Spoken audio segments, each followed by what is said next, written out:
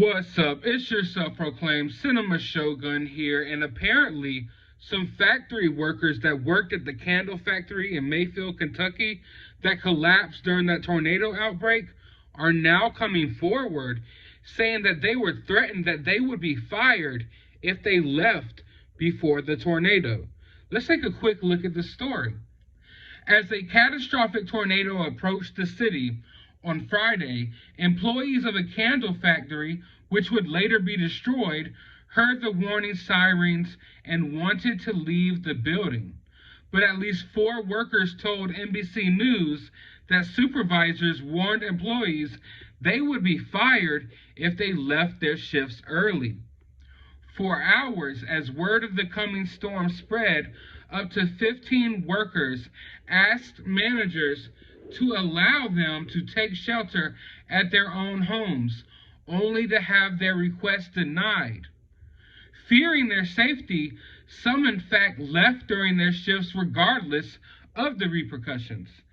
At least 8 people perished in the factory, which makes scented candles and is owned by Mayfield Consumer Products. The facility was completely leveled, and all that is left is rubble. Photos and videos of its widespread mangled remains have become a symbol of the enormous destructive power of Friday's tornado system. Kentucky governor said Monday that 74 people in the state perished. Speaking from her hospital bed, Michaela Emery said workers first asked to leave shortly after tornado sirens sounded outside the candle factory around 5:30 p.m. Employees congregated in bathrooms and inside hallways, but the real tornado would not arrive for several more hours. After employees decided the immediate danger had passed, several began asking to go home, and people had questioned if they could leave or go home, said Emery, who preferred to stay at work and make extra money. Overtime pay was available to workers, but it wasn't clear if those who stayed were offered additional pay.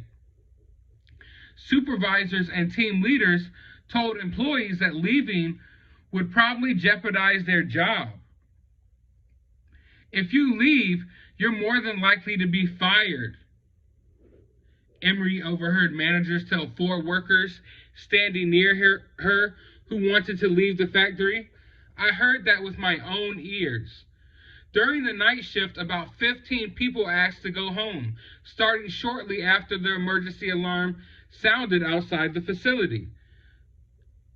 There was a 3 to 4 hour window between the first and second emergency alarms where workers should have been allowed to go home.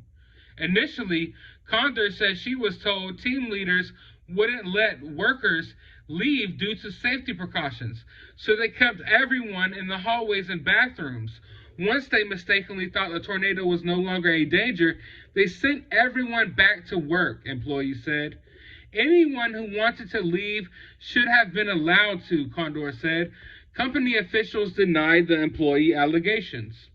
It's absolutely untrue, said Bob Ferguson, a spokesman for Mayfield Consumer Products. We've had a policy in place since the pandemic began. Employees can leave anytime they want to leave, and they can come back the next day. He also denies that managers told employees that leaving their shifts meant risking their jobs. Ferguson said managers and team leaders undergo a series of emergency drills that follow Federal Emergency Management Agency and the Occupational Safety and Health Administration guidelines. Those protocols are in place and were followed during the tornado, he said. As of Monday, a 24-hour hotline is available for employees to call about hazard pay, grief counseling, and other assistance, he said. Autumn Kirks, a team lead at the factory who was working at night, denied on MSNBC on Monday afternoon that people's jobs were threatened if they did not come in. But another employee, Latavia Halliburton, said she witnessed workers who were threatened with termination if they left. Some people asked if they could leave, but managers told them they would get fired if they did, she said. The first tornado warning passed without any damage, But several hours later, another warning was issued.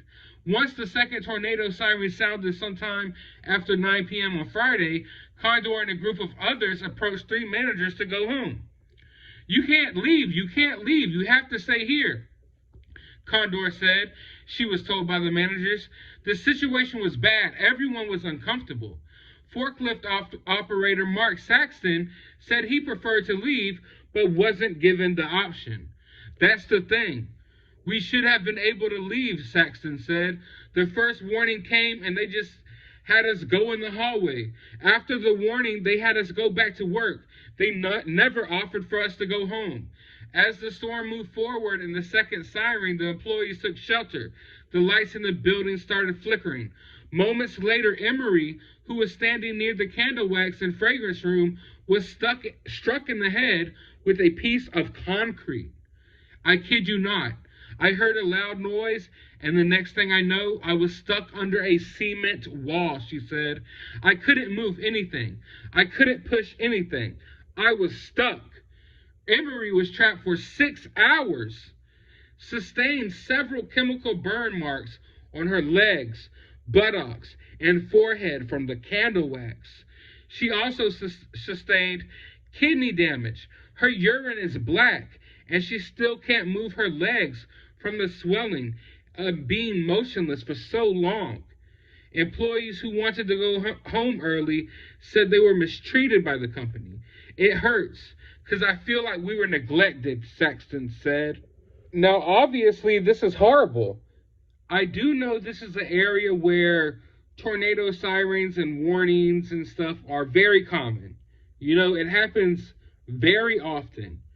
But at the same time, during a situation like this, I don't feel like you should be allowed to threaten your employees' jobs if they want to leave, if they feel like their life is in danger, no matter how often this may happen. Especially with this instance, because there was already so much going on. You know, there were so many other areas that were already struck by tornadoes, you know, around here. And I'm not sure how long this tornado tracked, but they were going for miles and miles, you know, running longer than tornadoes normally do. You know, it was just absolutely destructive.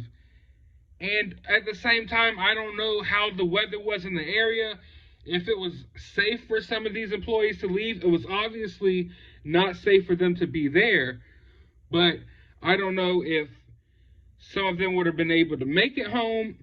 And I don't know, you know, it's clear that this is a confusing situation, you know, especially given how often things like this happen in this area, or how often the warnings are, you know, tornado warnings and things like of that nature. But to just not allow your employees to go home, and this whole candle factory was completely and utterly demolished.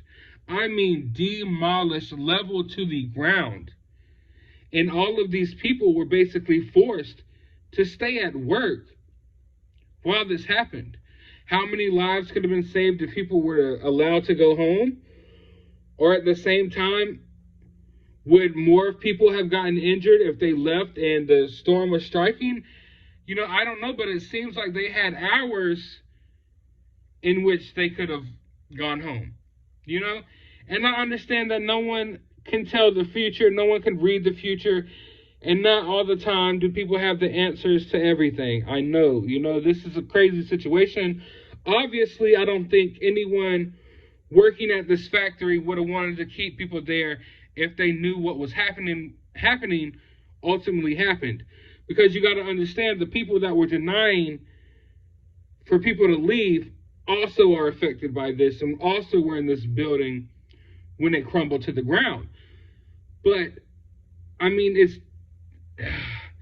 it's such a tough situation, but at the same time, I mean, it's disgusting.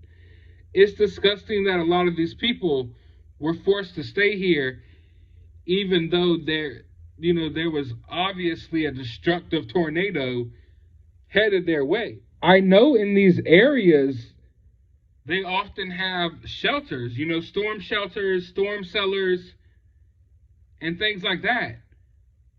And obviously a lot of these people wanted to go home and shelter at their home, maybe in their storm shelters.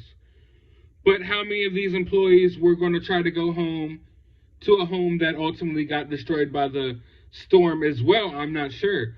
But what I will say is, if homes and stuff in this area have storm shelters and tornadoes are so common in this area, then how come this factory can't have one as well? You catch my drift? Like, I feel like these big warehouses, obviously, that are so easily destroyed, should have some type of precautions put into place, because make no mistake about it, even if there was never a question of anyone asking to leave or not, these tornadoes, you don't often get hours of warnings. Sometimes it's just bam, some things start going down. So why aren't the necessary precautions put into place for people at the workplace, kids at school?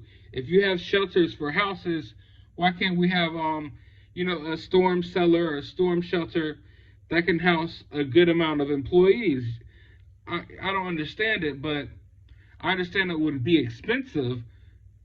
But at the same time, in these areas, it seems like a precaution that might need to be, taken into consideration at the very least. But, I mean, damn. It's such a heartbreaking situation.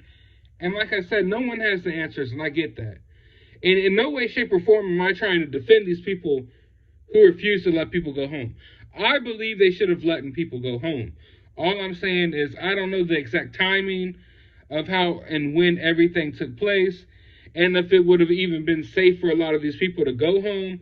Although I know for a fact I would want to be around my family in a situation like this. So it's just an all-around devastating situation. And I wonder how accountable these people will be held for making the employees stay at work, especially under these circumstances. I don't know what may come of this, but it's definitely an even more devastating story added on top of more devastation, because when you hear a story like this and about a storm like this, you want at least some type of good to come out of it. You want to hear heartfelt stories about people coming together and helping one another. You don't want to hear stories about factory bosses forcing their employees to stay in the factory while a tornado is on the way, when they just want to go home and take shelter with their families. So definitely a disgusting story, to say the least. But I want to know your opinions about this. How do you feel about this? I at the very least, I'm trying to look at it from all sides here. Definitely not from the side that, it's important for these people to continue working under these type of conditions, but from the side of how much safer would it have been for them to have left. But I want to know your opinions about all that down in the comments below. While you're down there, hit that thumbs up button, hit that subscribe button, ring that notification bell. I just looked at my analytics, and not a lot of you got all the notifications on. Go ahead and hit that notification bell today. And also, go to the description of this video. I will have a link to my Twitter. You can follow me over there. A link to my other YouTube channel. You can go subscribe over there. And my CashApp if you would kindly like to support the channel. But as always, find some time out of your day to go watch a movie.